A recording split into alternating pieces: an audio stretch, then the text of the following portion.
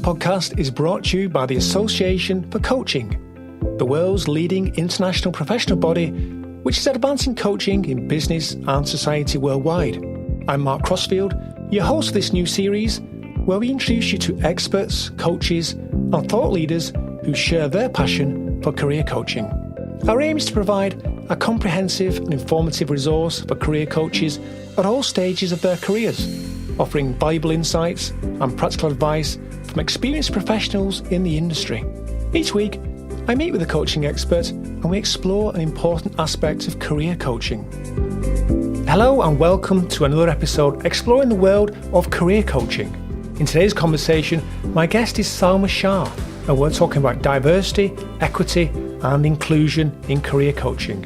Salma is an inclusion and belonging champion, author, speaker, and founder of the award-winning Mastering Your Power coach training.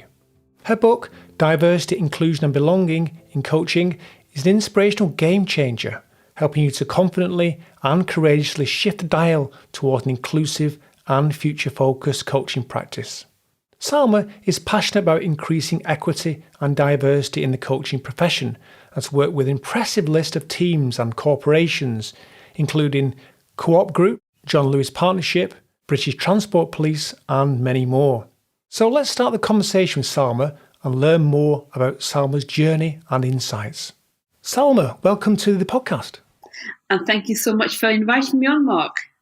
No, it's great you could join us today. Today we're talking about diversity, equity, and inclusion. So I suppose the first question is, why are these subjects important in career coaching? Well, when I first started coaching, it was just coaching. I really I became a coach and I loved the experience of coaching. But as time went on, I became very, very aware that coaching needs to be fit for purpose for all. And we need to understand the lived experience of somebody who is from, for example, from a marginalized group. And therefore, coaching really needed to understand and reflect the concept of inclusion, belonging, and equity. Yeah. So do you think there's a gap there currently in the offer in terms of career coaching currently, that there's a gap there perhaps in these subjects? Well, there are different types of versions of career coaching. I mean, sometimes I hear career coaching described as performance coaching, albeit sometimes it's performance coaching cloaked up as performance management. And again, there are many, many different flavors of career coaching out there, and I'm kind of not comfortable putting everybody into one bucket, but certainly career coaching, performance coaching, where it's very transactional coaching, may not have that depth required to understand how to coach from that experience of equity, belonging, and inclusion. Yeah, I was going to ask you about that. So what do you think are some of the common challenges that career coaches face when working with clients, for example, from diverse backgrounds? Yeah. Well, firstly, we're all diverse, aren't we? We're all different. We're all unique. We all have our tapestry of experiences that we bring into the coaching space. But if you shine this perspective on the marginalized experience, someone who's from a marginalized group, very often what's missing is a career coach they may be afraid of saying the wrong thing, and they may skirt around an issue, or they may inadvertently shut the conversation down by a quite, unconsciously a clumsy question. So there are things that are happening where either people are not going in with the fear of saying the wrong thing, or they are closing the conversation down. So it really requires a bit of reflection on the complexity of that. I'm so glad you mentioned the fear of saying the wrong thing, because I think that is something that career coaches genuinely do struggle with, quite often not knowing what the right thing is to say in the different situations that they might find themselves in. And you talk about in your book about, and we'll come on to your book actually, having courageous conversations, don't you? So what do you mean by that? I think for me, having a courageous conversation it starts with a contracting piece, right? It starts with agreeing how we're going to work together as a coach. And all great coaching, will require you to set that situation up where you agree, we are working together. And that's where you say, look, I really want for this to be a great experience. And, I want us to be able to have really powerful conversations. And therefore, my intention is always to serve you at my best. Do let me know how a question is landing. So I think if you set that up, it then gives you the room to maneuver and ask those courageous, clumsy questions. But if you haven't set that up, or you go in too quickly with what can feel like a very personal question for somebody. Yeah, so intention is really important here, isn't it? So, as you say, having the right intention. And of course, I think hopefully what comes out of this is that it's really important to educate yourself on these things as well, isn't it? So that you have the right intention, but also you have knowledge which helps you with that intention. I want us to reflect a little bit on your book. Just first of all, just remind me the title of the book, Salma. Yeah, it's Diversity, Inclusion and Belonging in Coaching. Fantastic. And I really did enjoy reading that book. And it's a Kindle version I have, and I can't show it you right now. But if you did look at it, you'd see it was highlighted in lots of different colours right the way through the book. I found so much value in the book. So first of all, thank you for writing the book. In the book, it says that in due course, every coach will see how, if they actively engage with diversity, it will enhance their practice. And then you go on to guide coaches with some of the tools and knowledge to build their skills in this area. Can we talk about some of those skills that coaches might attain them? Yeah, and some of the skills that I'm talking about are almost saying we need to coach differently and listen differently and coach differently. So, for example, it may take longer when coaching someone from a very different background to yours, it may take a bit longer to build psychological safety and trust. So there's this aspect of being patient. Other thing that coaching talks about is, for example, moving somebody on from the story. Now, when coaching someone from a marginalized group who may often not feel seen and not feel heard, their story may be one that they should not be moved on from too quickly. So one skill a coach needs is to recognize what story needs to be heard and what story needs to be moved on from. So there's a real patience around what they're hearing.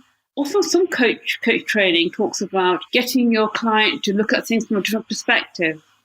If I'm sharing a situation at work where I have not felt I've been treated fairly, for example, which often comes up, for the coach to say, well, have you thought of it from a different perspective?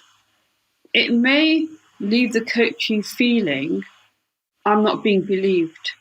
And again, that could be reliving the experience of not feeling seen and not feeling heard. So there are some basics around coach training around, perspective taking or moving on from the story, which I think when it comes to coaching from the lens of inclusion, belonging and equity, you have to be very, very mindful of when and how we do that. Because certainly if I'm sharing something very sensitive and the coach wants me to look at it from a different perspective, a part of me might go, well, okay, once again, I'm not being believed. Or they call it a story. So as much as our coachee might be getting in their own way, what we can't do is shut down their experience of how they are in the system. I like how you put that, actually, and there's that tension, isn't there, between, like you say, being heard and then, when is the right point to move on from that? And as career coaches, quite often we can be solution focused, can't we? Sorry, it's a Salma. real dancing act. And for me, it's not just about the big action at the end. It could well be the movement is towards a self-belief, self-awareness, personal development. And the more, so it's also letting go of the push of coaching or pushing someone, well, I know inadvertently we're pushing them towards, from A to B. But if you're from a marginalized group, you don't feel seen, you don't feel heard. Now in coaching, your lived experience is being questioned and you're being questioned to move forward. Most likely you will at some point think, well, this is not working, and it may become a very superficial coaching experience. And these were the kind of conversations I was having with quite a lot of people I was working with I always call them my water cooler moments, where to say, you know what, my coach just did not get me. The questions that were coming in my direction, I could just tell did not get me. And I also felt I couldn't share exactly what was happening because I felt judged. in that experience. So if we're trying to create safe, non-judgmental places, then we need to be valuing people's unique ideas and their lived experience, don't we? Exactly. And that's, of course, coaching is about being non-judgmental. It is about active listening. But with this work, it's taking it to another level. Yeah. What sort of response have you had from the book so far, Salma? Phenomenal. I mean, I feel so touched and grateful and blessed. Every other day, I will get a lovely direct message through my inbox, through LinkedIn. Absolutely blown away. And it's when you write a book, it's a really interesting experience to have. As you write it, you're in your own world, and then when you put it out there, you feel really vulnerable. But I've been blown away with how it's landed, and I've got to know and meet so many different people. So I'm truly grateful I had the opportunity to put this work out there. Yeah, and we're glad you did. It's a really good book. And in the book, you do have a chapter on identity, and I'm very keen on identity as a discussion topic when it comes to career coaching, because I think it's a vital part of the process. And so I'm very interested to know what you think in terms of how a person's identity relates to their career, and how can career coaches support clients in exploring this connection. Yeah, well, we always start with meeting our clients where they are. You know, if a client doesn't want to explore their identity, that's there. You know, that's what they show up with. But I do find that so very often this identity question will come up, albeit they may not use those words. They might say things like, "I can't be myself at work," or "I can't share that part of me, and it doesn't make sense," and all that good stuff. So for myself, it's once we've built psychological safety, often those conversations do start to bubble up. And many, many, many of us have to wear a mask at work. In fact, we've been wearing a mask in different places throughout our whole life. And it can be very, very scary to take that mask off. But I think the real opportunity to talk about which aspects of ourselves can we bring into coaching, into who we are at work. So certainly I think identity is such a powerful area where I feel that our client has got to give us a permission to go there. And it's a very sensitive place to go to. And this is where, again, psychological safety in the discussion, creating that safety, allows for this discussion to emerge, doesn't it? Yeah. And also what I've discovered is that with a client who shows up for coaching, you may find that the first 3-4 sessions start feeling a bit transactional. And as a coach, you might even be wondering, I'm not even sure we're doing really powerful work here. But those flow sessions at the beginning is where the trust gets built and the safety gets built. And it's when third or fourth session down the road, that same client might come along and say, actually, this is what's really going on. And so as coaches, being patient and creating that trust. If we go in too early, too quickly, that could actually erode the trust away. Somebody might feel, oh God, goodness, why am I being asked this question too soon? Yeah, and I think also there's a risk there of making assumptions and judgments, isn't there? Absolutely. Based on our own cultural background. So I think that is definitely a risk. Yeah. That does show up. And well, let's back up a little bit, because I know that talking about background, and we haven't really discussed your background much, and I think it is relevant to this point of the interview, really, that I reached out to you to have a conversation to see whether you'd be on the podcast. We've never met before, so you agreed that you'd have a conversation. I went away and read your book, and happily reading the book, got to a few pages in because you describe your backstory, and you talk about how your father came to Heathrow Airport with £10 in his back pocket from Pakistan, and establishing a life here. And a few years further on, you were a 12-year-old. You moved to Bolton, which is where I'm from. So I was quite shocked to see we're from the same town. As I read a bit further on, I actually realised we all went to the same school as well, didn't we? So, and we're pretty much the same age. So I was quite shocked by that. And I think it is relevant to this discussion about difference, isn't it? Because in many ways, our lives overlapped of those 5 years, didn't they?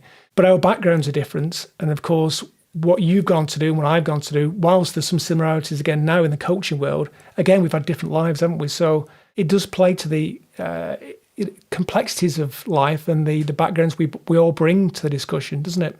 Absolutely, Mark. And as you know, my jaw dropped too when I found out that we went to the same school. Yeah, absolutely. I don't remember meeting at school, but certainly I was I think I was the only Pakistani British Asian female girl in our school. And we both have very different experiences. Although, again, what's lovely is we both ended up being coaches. Yeah, exactly. And I think both starting at a school in, the youngest in the school, there is always the pressure of the older kids in the school. And that is obviously difficult for all people starting in school. But my experience probably at being school was that as the years went on, things got probably a bit easier for me because I suppose in terms of being, a white boy in that school, who played football, I suppose I probably had it much easier than I expect that you had it. And did you find that your experience at the school improved, or was it difficult all the way through? I have to confess, it was one of the most trying and traumatic the small T experiences. And my experience of secondary school, senior school, or it was a grammar school, I've had similar conversations with many from my cultural background. It was a truly difficult time. Our school was in quite a nice part of Bolton, so I was getting the bus across town. No one looked like me, and I've got some great friends. One or two great friends that have come out. I've reconnected with for sure, but it was a very difficult time. It's probably the start of my real awakening to the fact that I was different. That feeling of I'm different. This is different, and that feeling of not belonging and not feeling safe was amplified in senior school, secondary school. Yeah, that must have been very difficult for you in those 5 years, Salma. Yeah, and of course, as you know, that's when puberty is hitting. That's when we're exploring identity as we are hitting adolescence, cultural differences. It was not a very diverse school. From my memory anyway, not so many people from the Asian cultural background. Social class, my class it had a real mix of middle class, a handful of children from the social class, working class background. So it was a very interesting space to be dropped into. And I've had really good conversations with, white working class people I've met in my journey who went to a grammar school and had similar experiences. So there's a social class story here as well, as much as there is a South Asian story of going to a situation at a fairly developmental, sensitive period of your life where you are suddenly feeling you don't belong. Mm. And as I look at the coaching profession, I'm really fascinated by social mobility and social class and coaching. Again, who has access to it?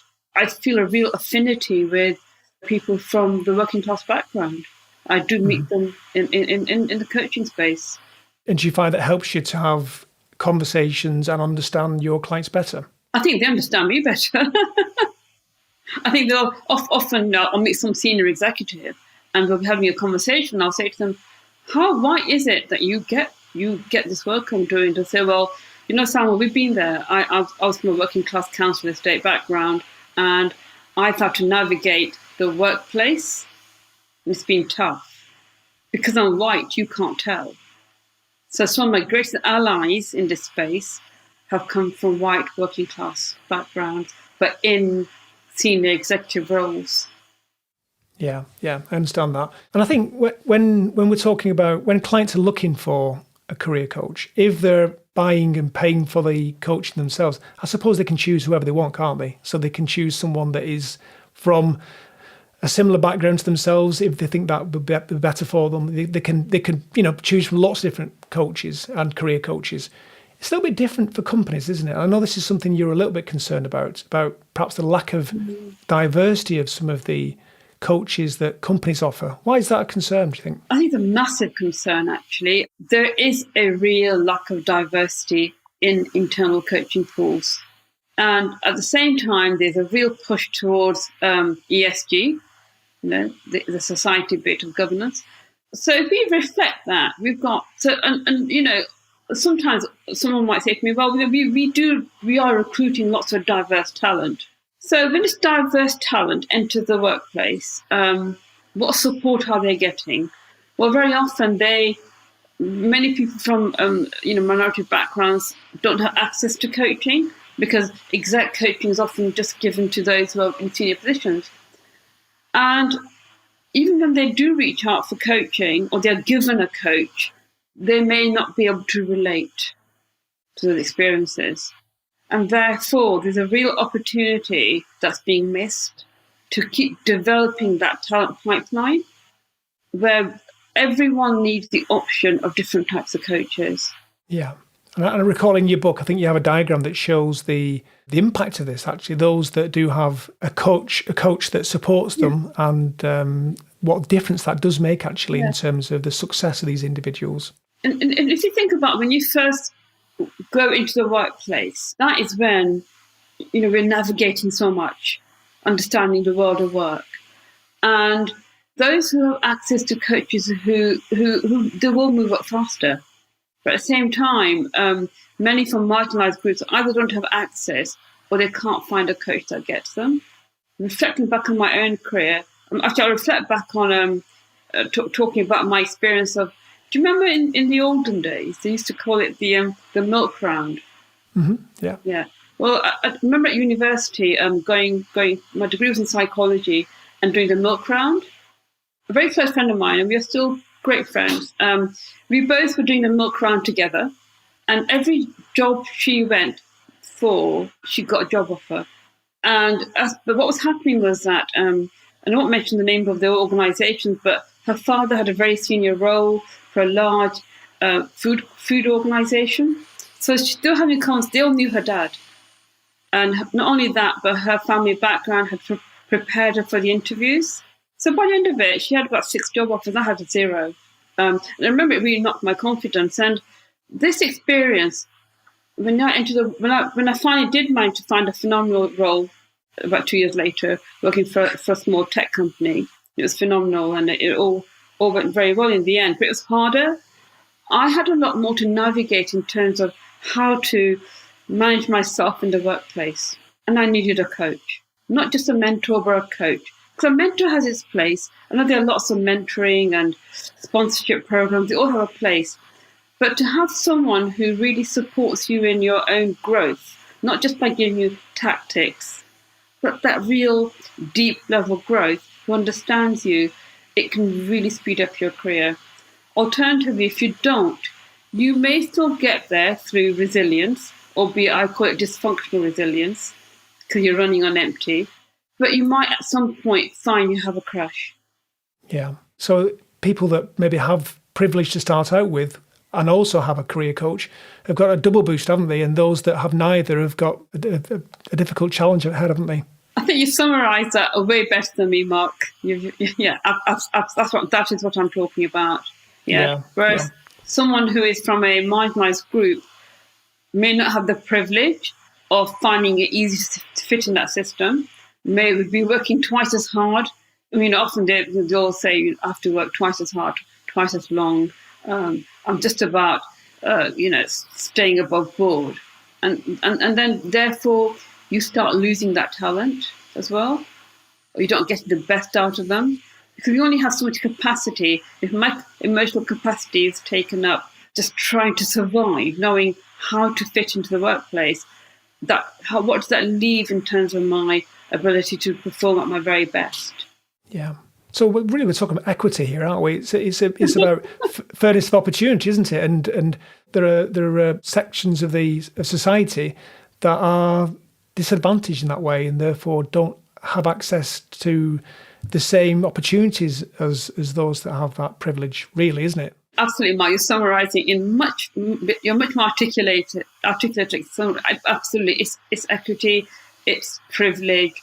When we look at coaches and coaching, career coaches need to hold that wider listening lens for a lack of equity, for a lack of privilege. Someone who is from a marginalised group may show up for coaching, showing signs of dysfunctional resilience or sheer independence. Most likely they won't sign up for coaching because there may be a fear that if I say I need coaching, I am then admitting that I'm not good at my job. Therefore, I'm not going to say I'm not going to go for coaching. And if they do get sent for coaching, if it's coaching which is performance based, that's probably self-explanatory. That's not going to work well, and it may take them a long time to recognise actually it's not because there's something wrong. It's because you're going to go from good to great. So there's also something around. First, we need a diverse pool of coaches for sure. All coaches need to understand the lens of inclusion, belonging, and equity, but also, coaching needs to recognise as a profession how it's marketed inside organisations, because my sense is what I'm seeing is not marketed to everybody, and we need to start looking at how you communicate the value of coaching, because certainly, as you and I know, it's a gift that keeps giving. Yeah, absolutely. Can we chat about prejudice and bias as well in career coaching? So in terms of bias then, for example, where does this show up with career coaches in particular? Where might they be having bias that they're not particularly aware of? Yeah, and I'd like to frame it as bias they are not aware of. Because we all bring into our work and our coaching conversations our own experience, our own systems. Now, there are masterful coaches out there who are beautiful at coaching, whoever is with them in that space. But let's also have a bit of compassion and empathy for someone who is just newly qualified. Mm-hmm. Very often the exact coaches who are masterful left and doing really well outside, but the career coaches tend to be newly qualified. So you've learned all these tools about how to have coaching conversations, and you're still working hard to coach well, which is great. At the same time, you've been taught skills of how to do performance coaching, and there are models around that. There's a chance that all the hard work the coach is doing, they may inadvertently ask questions which are biased. They may inadvertently judge someone by an experience they're sharing. And the judgment happens in the next question we ask. Mm-hmm. The judgment happens in how we take the coaching conversation. So there's a lot that a junior coach is doing, which really opens them up to making those errors in coaching. Mm-hmm. Yeah, absolutely. And I think it's about challenging those assumptions, isn't it, and biases, and actively seeking out different perspectives and being aware that, as you mentioned, we've got this hardwired bias, haven't we? This ancient part of our brain does have this bias built into it, but acknowledging that and understanding that, and seeking out, as you say, asking the next question to get clarification is the key, isn't it? Yeah, so it's listen differently to coach differently. So if you're having if someone is sharing something about their experience, listen with deep curiosity, which is what all coaches are. I know all coaches are trained to do it, but I see so many coaches doing it in a very clumsy way. It's when someone starts to challenge someone's experience, and the questions are landing in a way which is, I don't believe you. That is not what the coach is saying, but the questions are landing as if someone is not being believed. Mm-hmm. It's a really good point, that, because some of the tools of coaching, like asking challenging questions, actually do lead into that sort of approach, don't they? In other words, some of the techniques we may use in coaching is not necessarily ideal for making people feel like they've got psychological safety sometimes. Absolutely. If you think, let's replay. So what we've talked about myself today. Let's talk about me. Senior school, only person like myself, didn't always feel safe. Went into the workplace, only person like myself, didn't feel safe. Okay, yet there's been a lot of resilience all the way through of keep going. I'm quite good at always keep going. But actually, as I looked back at my what's been happening decades of life, it very often, not anymore, but for large parts of my experience, it was dysfunctional resilience. I used to keep going regardless. Now, if I'm faced with a coach, I do not want to be challenged because I'm resilient enough. Actually, what I need is to feel safe to be vulnerable. You've not gone to your coach to get resilience boosted. You've got that, haven't you? You're wanting that safe place to talk about other things. Sorry, I interrupted there. No, not at all. And of course, there's space for soft challenge.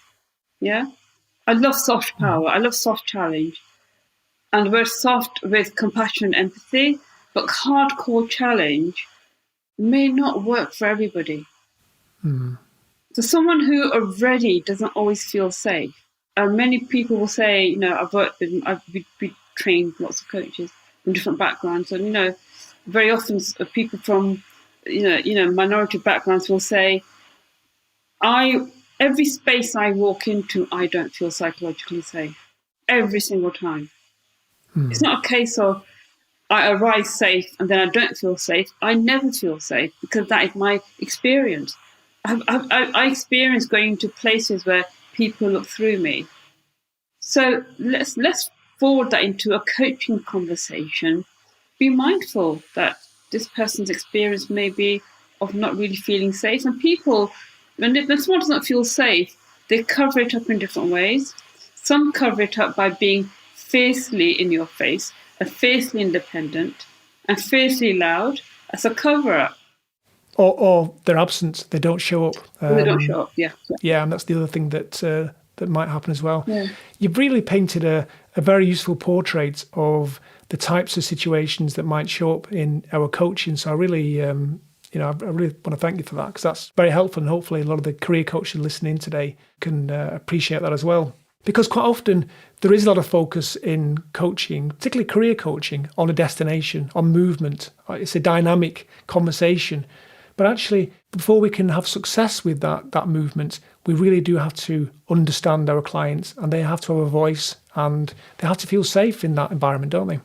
Yeah, and we also need to give our clients a pool of coaches that are diverse. Yeah. But also, those coaches need to know how to coach through the lens of inclusion, belonging, and equity. Mm-hmm. Yeah. Okay, let's just moving the conversation on then to, I want to cover neurodiversity and maybe even wider disabilities. What are your thoughts on how coaches can educate themselves further on these unique and often beautiful differences that show up in coaching? I think the same thing applies, absolutely applies. It's as part of the contracting piece, one of the questions I always ask is there anything I need to know before we work together? And then, so it's about educating ourselves of what that lived experience is, and allowing the space for those questions to get asked during coaching. I know some neurodiverse coaches who work predominantly with neurodiverse clients because they feel they can work well together. And the same with disability as well. I think it's all about the real work happens during contracting when you're creating safety and you're setting it up.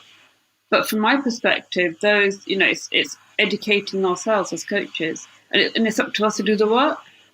It's up to us to expose ourselves to those to groups who are not our main group.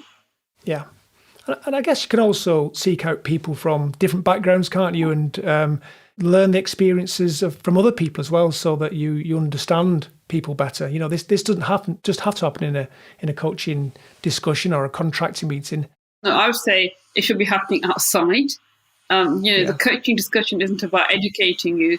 That's where you're having a powerful conversation.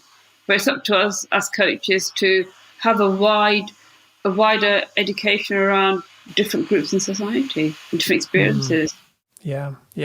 Thank you. We're coming to the end, actually, but I have a question that I ask all my guests, and that is, interpret it however you want to, Salma. What advice would you give to career coaches to help them deliver consistent results for their clients? Practice, get coaching. And if I respond with that from the work we are talking about today, it's actually, we just discussed it, it's dip into groups and communities outside coaching to just be part of different conversations. If you're a career coach in an organisation, get involved with employee resource groups from different groups, and maybe go into those groups and talk about what coaching is. So you have to expose yourself, or get the practice, get practicing, and lean in for sure. Yeah, because the more you practice, the better you get. Yeah. So that's great advice. Thank you, Salma, for sharing your expertise with us today. If listeners want to connect with you, how can they do that? Well, absolutely. You can connect with us through our website, masteringyourpower.com. We offer monthly taster sessions to experience coaching through a wider lens of inclusion, belonging, and equity. But otherwise, I'm always on LinkedIn. You can also connect with me on LinkedIn too. And they can check out your book as well, which is excellent. It's on Google. It's on Amazon and other booksellers, isn't it? So absolutely, definitely worth checking out. In summary, therefore, I always like to summarise at the end. We've been discussing diversity, equity and inclusion in career coaching with Salma Shah. And Salma shared her inspiration for becoming an expert in these subjects. And you've discussed some common challenges that coaches may face when working with clients from diverse backgrounds. Sam provided valuable guidance on tools and skills coaches can use to enhance their practice and create a safe and supportive environment. We also explored the connection between a person's identity and their career, and how coaches can support clients in exploring this connection. Salma stressed the importance of coaches educating themselves on unique differences and avoiding assumptions and judgments. Once again, thank you, Salma, for sharing your insights with us today. You're most welcome, Mark, and thank you so much for inviting me on to do this work together, and I really enjoyed our conversation. So did I. Thank you very much. Thank you. Thank you for listening to another podcast by the Association for Coaching. For 20 years, our purpose has been to inspire and champion coaching excellence, advance the coaching profession, and make a sustainable difference to individuals, organisations, and society. To find out more about the AC and our member benefits, follow us on LinkedIn or explore our webpage at associationforcoaching.com. There you can keep up to date with our latest podcast episodes, enjoy the wealth of digital learning offerings, and gain insight from our Coaching Perspectives magazine.